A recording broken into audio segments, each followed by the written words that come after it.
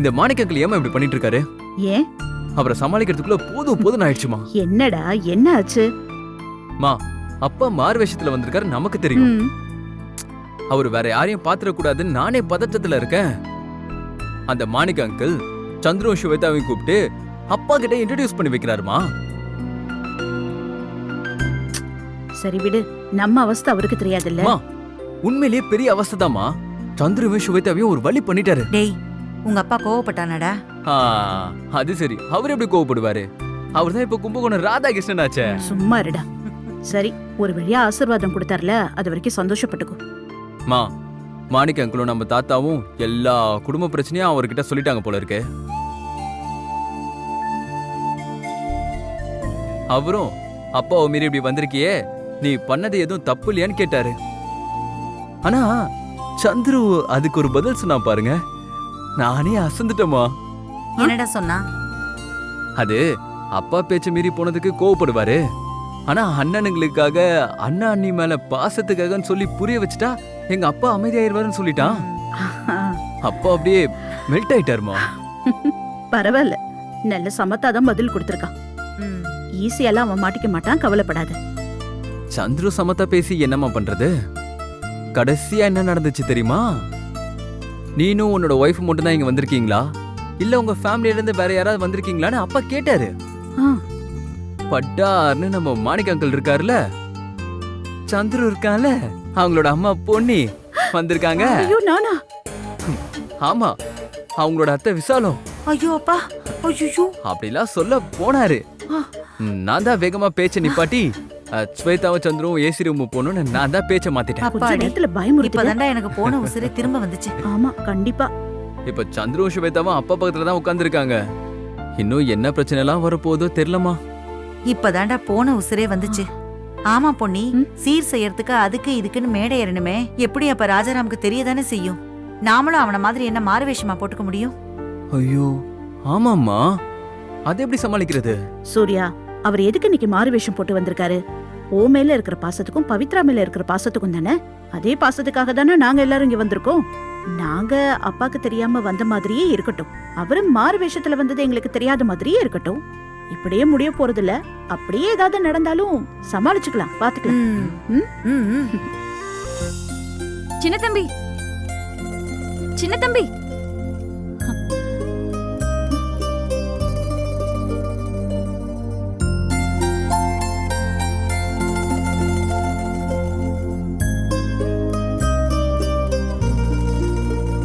இதுதான், இப்படிதான் இருக்கணும். எவ்வளவு அழகா இருக்க தெரியுமா? ஃபங்க்ஷன்ல மட்டும் இல்ல, எப்பவுமே நீ இப்படிதான் இருக்கணும், புரிஞ்சுதா? இப்படிலாம் ட்ரெஸ் போட்டாதான் அழகும் லட்சணமும் வருமா ஐசம்மா? அப்படி இல்ல, நாம செய்யற வேலையில நியாயமா இருந்தாலே போதும், எல்லாரும் மதிக்க தான் செய்வாங்க. அது மட்டும் இல்ல, இந்த வேட்டி சட்டையில இருக்கிறது தான் எனக்கும் என் தகுதிக்கும் நல்லது. தகுதியா? அப்படின்னா உன் தகுதிக்கு என்ன குறைச்சல்? இன்னும் கொஞ்ச நாள்ல பொன்னி கருப்பட்டி காஃபி அப்படின்னு ஒரு பிரான்ச் ஓபன் பண்ண போறோம். அதுல ஒன்னும் நீ வேலைக்காரன் கிடையாது, சூர்யா அண்ணனோட பார்ட்னர். அதெல்லாம் மனசுல வச்சுட்டு தான் உன்னை நான் இப்பவே தயார்படுத்திட்டு இருக்கேன். ஐசம்மா, எனக்கு அவ்வளோ பெரிய கனவுலாம் இல்ல ஐசம்மா. நிரந்தரமா நிக்கிறதுக்கு ஒரு நிழல் தேவைப்பட்டுச்சு. அது கூட நான் ஆசைப்படல. எனக்கு ஊரூரா ஓடிட்டு திரியிறதும் அலையிறதும் சந்தோஷம்தான். வயசான காலத்துல என் பாட்டி ஒரே இடத்துல நின்னு வேலை பார்க்கணும்னு ஆசைப்பட்டுச்சு. அந்த சமயத்துல தான் நீங்களும் சூர்யா பாசும் இந்த வேலையை கொடுத்தீங்க. என் பாட்டியோட ஆசையை நிறைவேற்றணுமேனு தான் நானும் இதுக்கு சம்மதிச்சேன். எனக்கு இப்ப நிழல் கிடைச்சிருச்சு. எனக்கு இந்த நிழலே போதும் ஐசம்மா. சூர்யா பாசுக்காக எப்பவுமே நான் வேலையை பார்த்துக்கிட்டு என் காலத்தை முடிச்சிருவேன். என் வேட்டி சட்டை மட்டும் இல்ல, என் மனசும் புத்தியும் எந்த காலத்திலயும் மாறாது ஐசம்மா. ரொம்ப வியாக்கானம் பேசாத. நான் சொல்றத நீ கேட்டுதான் ஆகணும். நான் உன்கிட்ட எடுத்துக்கிற உரிமைய நீ ஒத்துக்கிட்டு தான் ஆகணும். அதே மாதிரி ஐ லவ் யூ சொல்லியே ஆகணும்.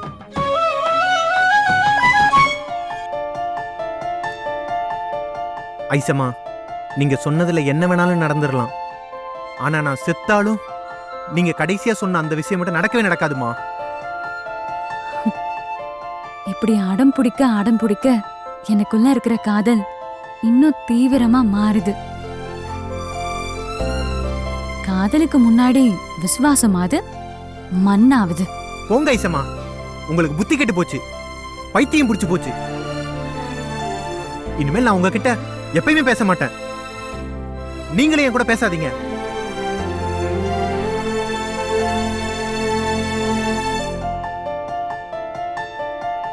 ஏய் சின்ன தம்பி, கோவப்படும் போது கூட நீ ரொம்ப அழகா இருக்க. எனக்கு நீ வேணும்.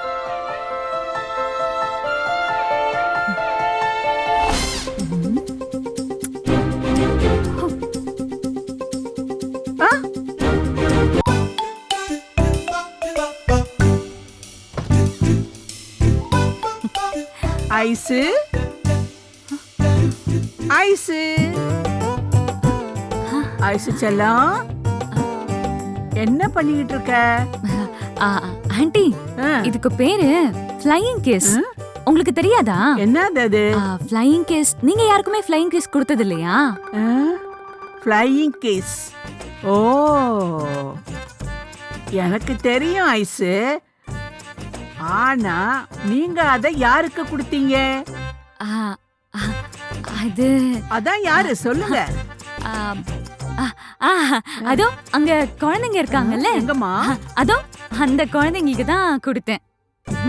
நம்பிட்டேன். ஏய், நீ மட்டும் தான் கொடுப்பியா? நான் எப்படி கொடுக்கறேன் பாரு. பாக்குறியா? ஆ,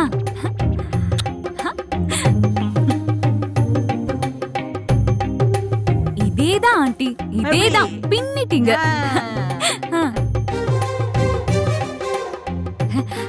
அந்த குழந்தைங்க இனி என்ன கேட்டாலும் கொடுக்கும். ஆ, அப்படியா?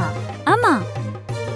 நாம ஒருத்தர்கிட்ட எதையாவது எதிர்பார்த்து அவங்க அத செய்யலன்னு வைங்களேன், அதுக்கு இது ஒண்ணு கொடுத்தா போதும், ஆட்டோமேட்டிக்கா சக்சஸ் தான். ஐ சி. என்ன பண்றது? எங்க காலத்துல எல்லாம் இப்படி இல்லையே. இந்த காலத்துல பாரு, ஃப்ளைட்ட புடிச்சு ஃப்ளையிங் கிஸ்ஸா. காலம் எவ்வளவு மாறிடுச்சு பத்தியா? அடியை, என்கிட்டயே உன் வேலையை காட்டுற, என்கிட்டயே வா.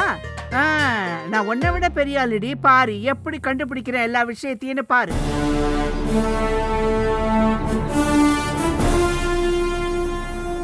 சூர்யா வீட்டு சீமந்தத்துக்கு பொன்னி வீட்ல இருந்து யார் வந்தா இவளுக்கு என்ன?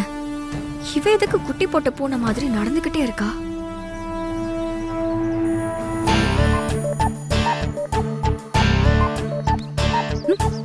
என்ன பூஜா, என்ன யோசிச்சுட்டு இருக்க?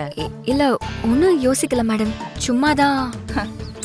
இவ என்ன இவ குட்டி போட்ட பூனை மாதிரி அங்க இங்க நடந்துட்டு இருக்கான்னு தானே யோசிச்சுட்டு இருக்க? அப்படிலாம் இல்ல மேடம். நீங்க யோசிக்கிறீங்கன்னா ஒரு காரணத்தோட தானே யோசிப்பீங்க. சரி, அதெல்லாம் விடு. முதல்ல செந்திலுக்கு போனை போட்டு பொன்னி வீட்ல இருந்து யாரெல்லாம் வந்திருக்காங்கன்னு கேளு. சரிங்க மேடம்.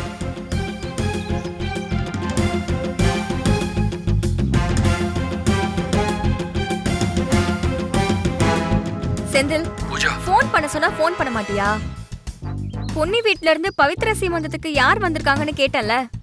பொன்னி ஆண்டி குடும்பம் மொத்தமா இங்கதான் இருக்கு. எனக்கு பிரச்சனையே எங்க போய் நின்னு போன் பண்றதுன்னு தான். எங்க போனாலும் பொன்னி ஆண்டி குடும்பத்துல யாராவது இருக்காங்க. ராஜாராம் அங்கிளை தவிர எல்லாருமே இங்கதான் இருக்காங்க.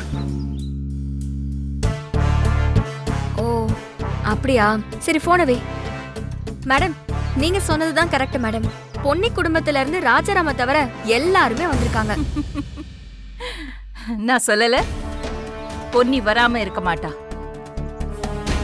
அவளோட பெரிய வீக்னஸே அவளோட ஃபேமிலி தான்.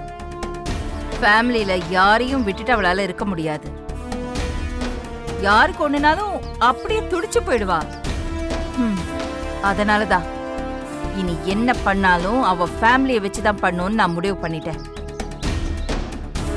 சரி, இப்ப நீ என்ன பண்றேன்னா, சீமந்தம் பண்ண போற பொண்ணுக்கு என்ன சீர் பண்ணுவாங்களோ அப்படி ஒரு கிராண்டா ஒரு செட் சீர் ரெடி பண்ணு. இப்ப நம்ம அந்த சீமந்தத்துக்கு போறோம்.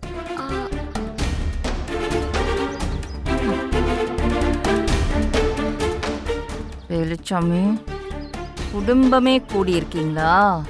உங்க சொந்த பந்தம்லாம் வந்திருப்பாங்கல்ல, அந்த மேடை தான் எனக்கு வேணும்.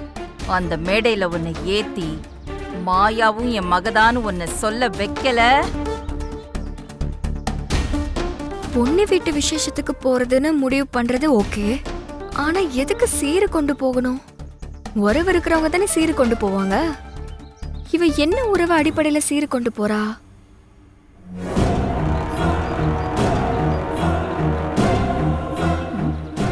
இப்ப என்ன பூஜா யோசிக்கிற? கங்க்ராச்சுலேட் பண்ண முடிவு பண்ணிட்டா நேராவே போலாமே. எதுக்கு இந்த சீரெல்லாம் அப்படின்னு தானே யோசிக்கிற? ஏன் நான் சீர் கொண்டு போக கூடாதா? இல்ல மேடம், என்ன இருந்தாலும் ஏதாவது உறவு இருக்கிறவங்க தான் சீரு கொண்டு போகணும். நீங்க சீரு கொண்டு போனா என்ன உறவுன்னு 4 பேர் கேட்பாங்க.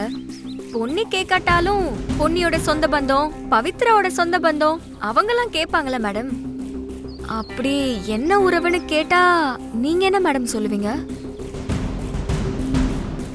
என்ன உறவுன்னு கேட்டா நான் உங்களுக்கு என்ன உறவுன்னு சொல்லுவேன். அடடா, போட்டு வாங்க முடியலையே. அதுதான் மேடம், அது என்ன உறவு? எல்லாரும் மத்தியிலையும் நீங்க என்ன சொல்லுவீங்க? ஏய், பொன்னிக்கும் எனக்கும் இருக்கிற பகை உனக்கு தெரியாது? எங்களுக்கு இடையில இருக்கிற பகையும் உறவுதான். இப்படி சும்மா வெட்டியா கேள்வி கேட்டுட்டு இருக்காம போய் சொன்னதை செய். சரிங்க மேடம்.